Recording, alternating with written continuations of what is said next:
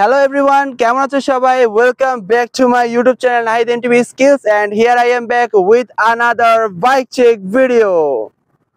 So friends, যখন আমি আমার ইউটিউবে আমার সাইকেলের ড্রিম বিল্ড ভিডিও আপলোড করি, তারপর থেকে প্রচুর পরিমাণে মানুষ আমাকে কমেন্ট করতে রয়েছে এবং ইনবক্স করেছে যে আমার সাইকেলের টোটাল প্রাইস কত পড়েছে এবং আমি আমার সাইকেলে কি কি অ্যাক্সেসরিজ ব্যবহার করেছি এবং সেগুলোর প্রাইস কেমন।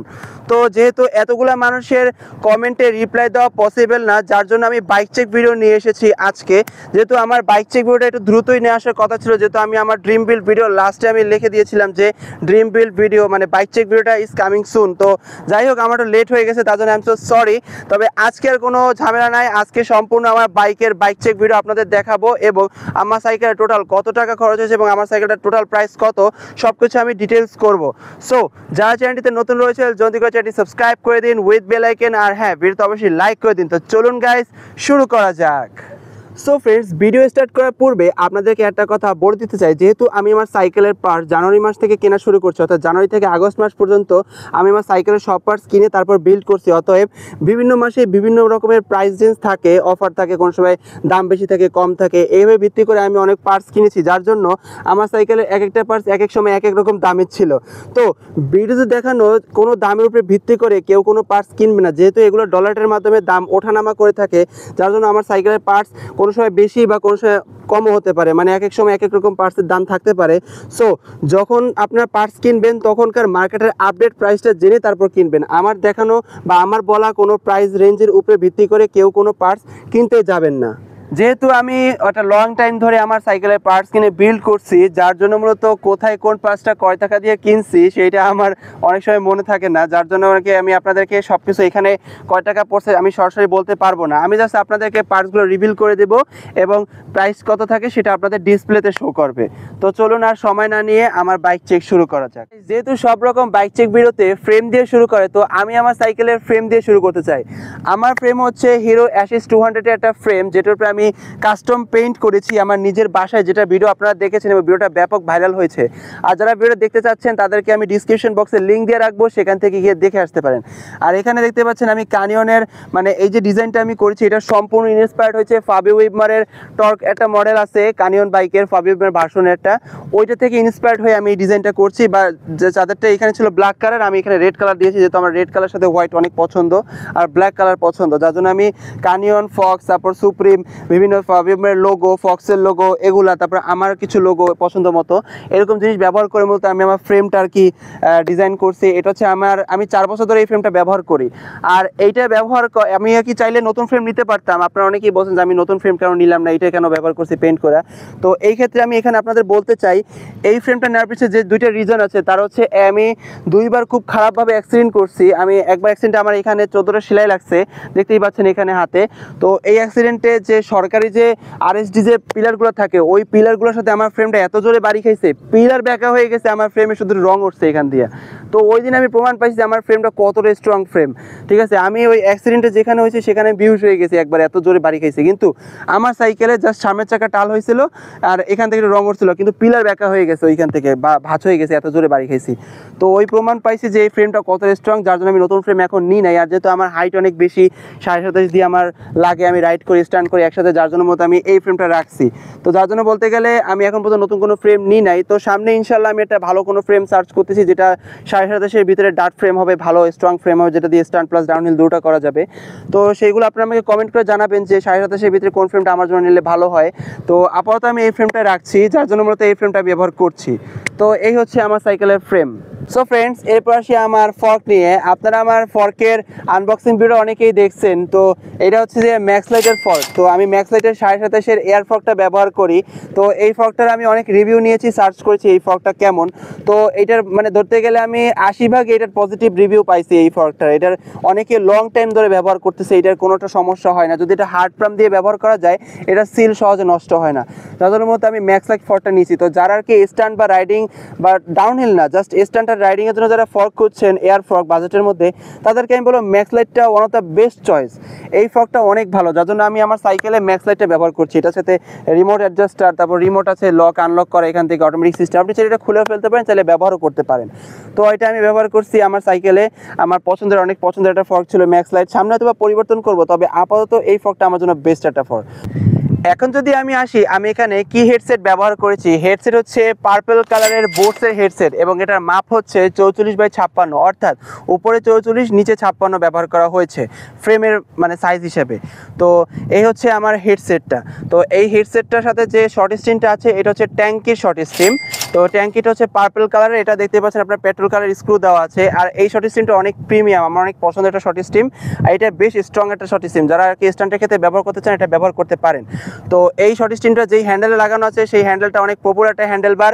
এটা হচ্ছে লুঞ্জির একটা হ্যান্ডেল বার, লুঞ্জির 780 mm একটা হ্যান্ডেল বার। এটা হচ্ছে 50 mm রাইজার হ্যান্ডেল বার। তো এটা আমার অনেক পছন্দের একটা হ্যান্ডেল বার ছিল, যেটা আমি বিল্ড করছি।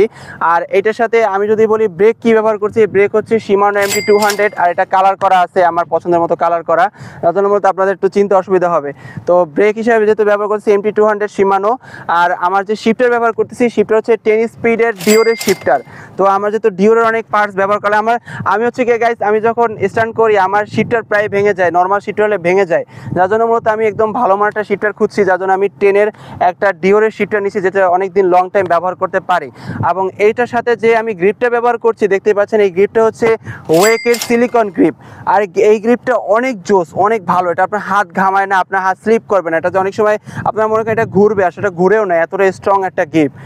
গাইস এখানে একটা মজার বিষয় আপনাদেরকে বলি, যেহেতু অনেকেরা খেয়াল করেন নাই, আমি আপনাদেরকে একটু বলতে চাই। সেটা হচ্ছে আমি আমার সাইকেলের ককপিটে আমি সব রকম প্রোডাক্ট কোম্পানির ব্যবহার করার চেষ্টা করেছি, যদি খেয়াল না করেন আমি দেখাই। যেমন হেডসেট আমার বোটসের, ঠিক আছে, ট্যাঙ্কির হচ্ছে আমার শর্ট স্ট্রিম, লুঞ্জির আমার হ্যান্ডেল বার, শিমানোর আমার ব্রেক, ডিওরের হচ্ছে আমার শিফটার, ওয়েকের হচ্ছে আমার গ্রিপ। ঠিক আছে, ধরতে গেলে আমি এইখানে সব রকম কোম্পানির আমার পার্টস আমি ব্যবহার করেছি। যখন আমি সাইকেল চালাবো তখন আমার এখানে সামনে মনে হয় আমি সব রকম কোম্পানির পার্টস আমার সাইকেলের সামনে সেট করা আছে। তো এই জিনিসটা আমার কাছে খুবই মানে অন্যরকম লাগছে, আমি বিল্ড করার পর আমার জিনিসটা মাথায় আসছে। যাই হোক, তো আপনাদের কাছে কেমন লেগেছে অবশ্যই একটু কমেন্ট করে জানাবেন। তো চলুন পরের পার্টটা আমরা রিভিউ দিই। সো গাইস এবার আসি আমার সাইকেলের গ্রুপ সেট নিয়ে। আমি গ্রুপ সেটে কি কি ব্যবহার করছি আপনাদেরকে বলি। যেমন আমি এখানে ব্যবহার করছি বিজি স্পোর্টসের 46 টিতের একটা ক্যাসেট 10 স্পিডের। তো দেখতেই পাচ্ছেন এই ক্যাসেটটা অনেক জোস, এবং এটা এই যে ডিজাইনটা পিছনের মূলত এইটার জন্য আমি নিছি, এটা দেখতে খুবই মানে ভালো লাগে আমার কাছে। আর এই ক্যাসেটটা বলতে গেলে অনেকেই ব্যবহার করে, এখন এটা কমন হয়ে গেছে অনেক, মানে অনেকে এটা ইউজার বেড়ে গেছে। তো এই হচ্ছে আমার 10 স্পিডের বিজি স্পোর্টসের ক্যাসেট 46 টিতের। তো এবার নিচে যে ড্রেলারটা আছে মানে ড্রেলারটা, এই ড্রেলারটাতে একটু মডিফাই করা হয়েছে। আগের ড্রেলারটা বলি, এটা হচ্ছে Shimano অ্যালটাসের অরিজিনাল ড্রেলার, ঠিক আছে। আর এটা 10 স্পিড একটা ড্রেলার। আর এটার সাথে যে আপনারা যে পুলিটা দেখতে পাচ্ছেন নিচে যে পুলিটা, এইটা আমি মূলত তৈরি করে নিয়েছি নিজের। এটা বাহিরাস্টের ওই ডাউনহিল বাইকে একটা দেখে মানে এটা দেখছিলাম, তো আমার খুব ইন্সপিরেশন হয়েছে, এটা দেখে ভালো লাগছে। তো আমি এটা বিয়ারিং এর সাহায্যে এই পুলিটা সম্পূর্ণ তৈরি করছি আমি নিজে বাসায় বসে, আপনারা দেখতে পাচ্ছেন। তো এই হচ্ছে আমার ড্রেলার। আর ড্রেলারের সাথে যে চেইনটা ব্যবহার করা হচ্ছে এটা হচ্ছে বিজি স্পোর্টসের 10 স্পিডের একটা আপনার চেইন।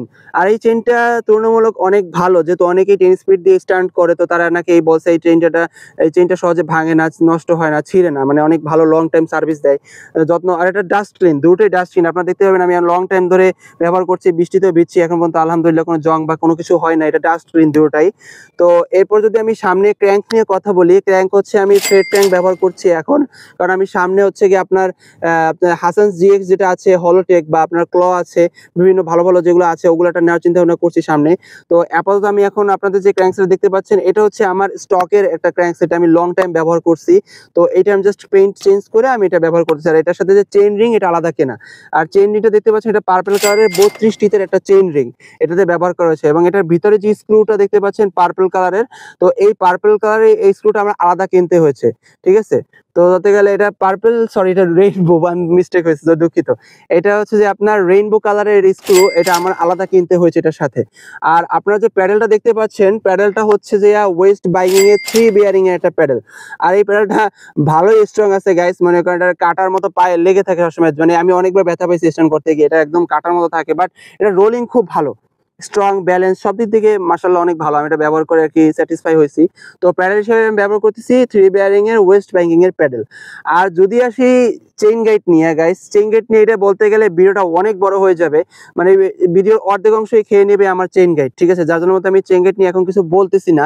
এই চেইন গাইড নিয়ে আলাদা ভিডিও আসতেছে আপনাদের জন্য। যদি মানে যারা কি ভিডিও চান চেইন গাইড নিয়ে, অবশ্যই কমেন্ট করবেন, তাহলে আমি দ্রুত নিয়ে আসবো আর কি। তো আপনারা চেইন গাইড ভিডিও আলাদা পাবেন। তো এই হচ্ছে আমার টোটাল গ্রুপ সেট। তো চলুন এবার আমরা পরের পার্টস গুলো দেখি।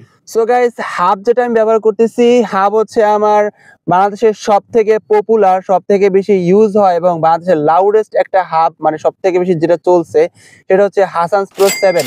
আমি সেই হাবসটাই ব্যবহার করতেছি 36 হোলের, আর এটা হচ্ছে রেইনবো কালারের। আর এই হাবসটা দেখতে পাচ্ছেন, এই হাবসটা বেশ প্রিমিয়াম, আবার লাউড সাউন্ডে ভরা গাইস। মনে করেন আপনি যখন রাস্তা থেকে চালাই যায়, এত পরিমাণ সাউন্ড হয়, মানুষজন সব তাকাই থাকে ধরতে গেলে। সো যারা আর কি লাউড সাউন্ডের জন্য একটা বেস্ট হাব খুঁজছেন এবং লং টাইম সার্ভিস দিবে, তারা হাসানস প্রো 7 ব্যবহার করতে পারেন। আমি হাসানস প্রো 7টা আর কি আমার ড্রিম ছিল ধরতে গেলে, আমি এর জন্য হাসানস প্রো 7টা নিয়েছি।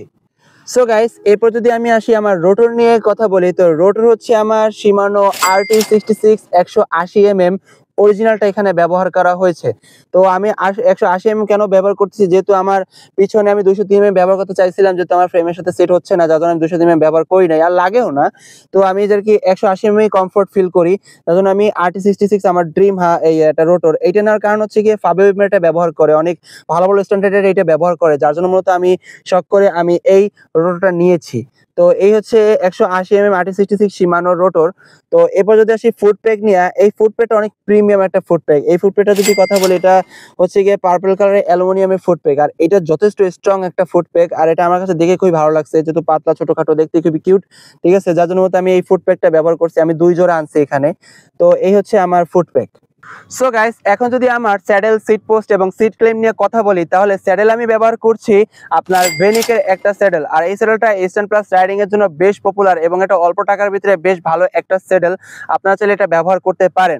আর এটার সাথে যে সিট পোস্টটা আছে সেটা হচ্ছে লুনজির পার্পল কালারের সিট পোস্ট, এবং এটা সাইজটা আমরা খেয়াল নাই, যার জন্য বলতে পারলাম না, দুঃখিত।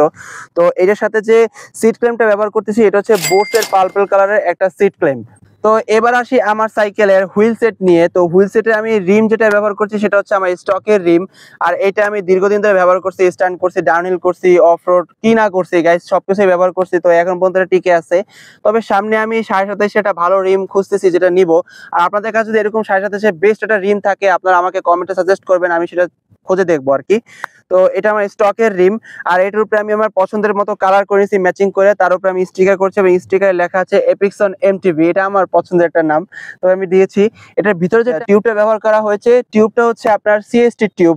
তো সিএসটিটা এটা আপনার হচ্ছে 27.5 একটা টিউব, আর এটা বেশ ভালো। আমি অনেক হালকা, যারা আর কি হালকা মানে রাখতে চান, তাদের এই টিউবটা ব্যবহার করতে পারেন। টিউবটার কারণে আপনার সাইকেলের ওয়েট অনেক কমে যায়।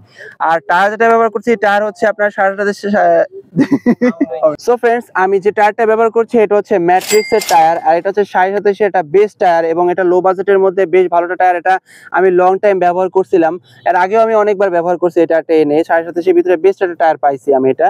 তো এটা হচ্ছে কি আমি আমার চ্যানেলে রিভিউ দিছিলাম হয়তোবা। তো এই হচ্ছে কি আমার টোটাল সাইকেলের বাইক চেক। আমি আমার সবকিছু আমি রিভিল করছি, আমার মনে হয় না আমি কোনো কিছু বাদ রাখছি। তবে কিছু কিছু বিষয় আমি দেখাইলাম না, যেগুলো আমি আলাদা অনেক টাকা খরচ করছি, মডিফিকেশন অনেক টাকা কিনছে, কিছু কিছু পার্টস ভিতরে আছে যেগুলো মনে করেন আমি আলাদা আলাদা কিনতে হয়েছে, অনেক টাকা খরচ করে বা বানাই নিয়েছি, এগুলো ব্যাপক খরচ পড়ছে। তার মধ্যে অন্যতম ছিল একটা চেইন গাইড, ঠিক আছে? এগুলোর প্রাইস আপনাদের হিসাব করে বলা সম্ভব না। তো ধরতে গেলে আলাদা খরচ নিয়ে মতো অনেক টাকা খরচ পড়ে গেছে। তো চলুন এবার আমি আপনাদের জানি আমার সাইকেলের টোটাল খরচ কত পড়ছে। সো গাইস, এখন আমি আসছি আপনাদেরকে আমার সাইকেল টোটাল কত প্রাইস পড়ছে, যার জন্য মতো আপনারা প্রচুর পরিমাণে কমেন্ট করছেন। তো এখন আপনাদেরকে সেটা আমি বলতে চলেছি।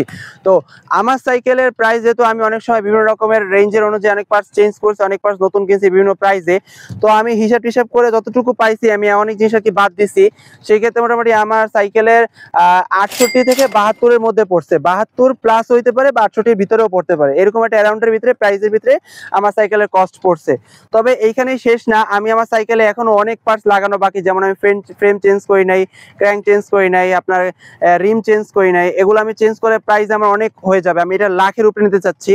তো যার জন্য মূলত এখন এটা আমার হিসাব করে আমি যতটুকু পাইছি আমার 68 থেকে 72-এর ভিতরে এরকম অ্যারাউন্ড একটা প্রাইস এটার ভিতরে আমি মানে বাজেটে পাইছি। তো এক্সাক্ট আমি বলতে পারতেছি না, কারণ এটার প্রায় সঠিক প্রাইস আমার এখনো আমি জানতাম না, দুঃখিত তার জন্য। তো যারা কি এরকম বাজেটে সাইকেল বিল্ড করতে যাচ্ছেন তারা এই প্রাইস নিয়ে আইডিয়া নিতে পারেন, বাট আমার দেখানো কোনো প্রাইস রেঞ্জের উপরে ভিত্তি করে কেউ কোনো প্রাইস মানে পার্টস কিনতে যাবেন না, আমি একদম ক্লিয়ারলি আপনাদেরকে বলে দিই। আর এই হচ্ছে আমার টোটাল বাইক চেক ভিডিও। যদি ভিডিওটা ভালো লেগে থাকে অবশ্যই চ্যানেলটি সাবস্ক্রাইব করে দেবেন উইথ বেল আইকন, আর ভিডিওতে অবশ্যই লাইক করে দিবেন। আর হ্যাঁ, চেঙ্গের ভিডিও কিন্তু দ্রুতই আসতে চলছে, যারা যারা চেঙ্গের ভিডিও চাচ্ছেন অবশ্যই আমাকে কমেন্ট করে জানাবেন, এবং আমার কোন পার্টসটা আপনাদের কাছে বেশি ভালো লাগছে অবশ্যই আমাকে কমেন্ট করে জানাবেন। তো দেখা হবে একটা ভিডিওতে। আসসালামু আলাইকুম।